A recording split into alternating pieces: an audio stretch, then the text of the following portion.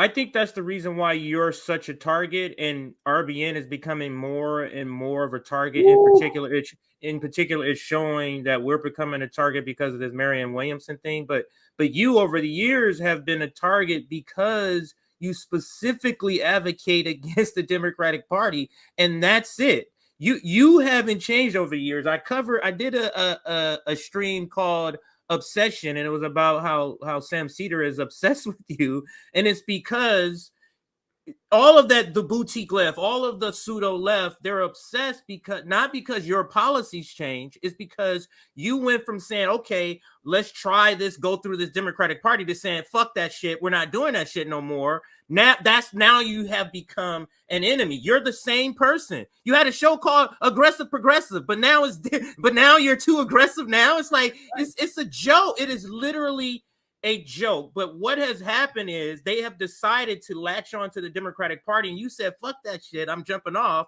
and going with the people, and now you are a target. But how has it been for several years to be sort of the target of saying, hey, I'm not for the Democratic Party, or if it's been a few years, how has it been to be this sort of almost like sole target, or at least in independent media terms, of all of the wrath of them coming after you for not wanting to go with the Democratic Party? How has that been, if you had to describe it? Has it been a walk in the park or something else? How would you characterize it? It was surprising to me, and that sometimes it was overwhelming. But what I've learned now is that when I catch that guy, because I know my heart and I know my intention, and so when I catch that kind of flack, like when they do hit pieces on me, I celebrate them, right? So I had quickly learned that, oh no, it's because I actually am getting something done. I'm actually bothering someone. When people inside, what's that woman who was the Center for American Progress? When she was to tweet about Sarah Tanden, would tweet about specific videos about me, and then pretend and talk about how hateful they were, but she doesn't watch them. Like, well, how do you know they're hateful if you don't watch them? And so I knew that I was making a dent, right? And so but the thing that really bothers me is that like people I used to be really friendly with in comedy, and we were on the same team, we were Obama voters, and sure, we had our problems with the Democratic Party, but we knew we weren't right wingers and all that stuff. Well, those people just got totally fooled by that Trump derangement syndrome and Russiagate, and they think that's all real, and so they all think that I'm doing whatever I'm doing for money.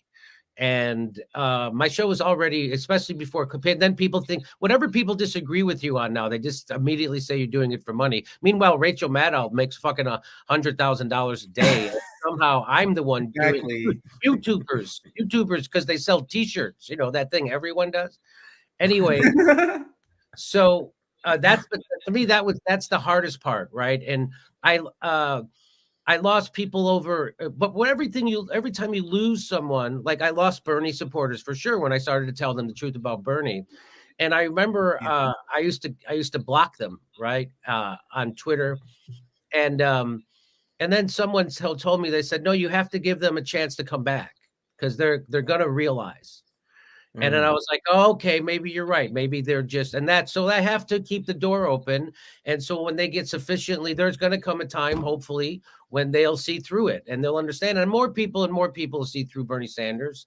And so that's the hard part. And then when COVID happened, but it's me being against the Democratic narrative. So I challenged the COVID narrative, and that's just immediately seen as right wing. And Jon Stewart said, oh, we found out that the lab leak theory was right wing and the wet market theory was left wing. Yeah, that's a cult, John. That's fucking crazy cult. Call it what it is, right? That's what that is.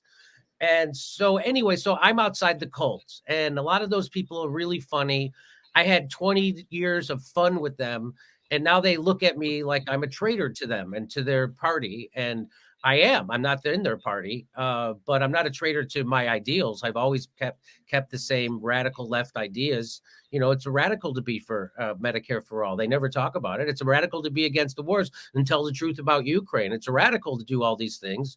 And so that's the only part that bothers me. But now when they come at me, when they write hit pieces on me, it gives me more street cred, and I celebrate it because I know I'm actually doing something.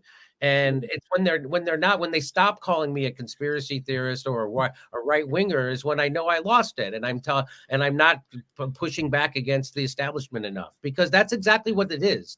The establishment, both parties have turned their backs on workers.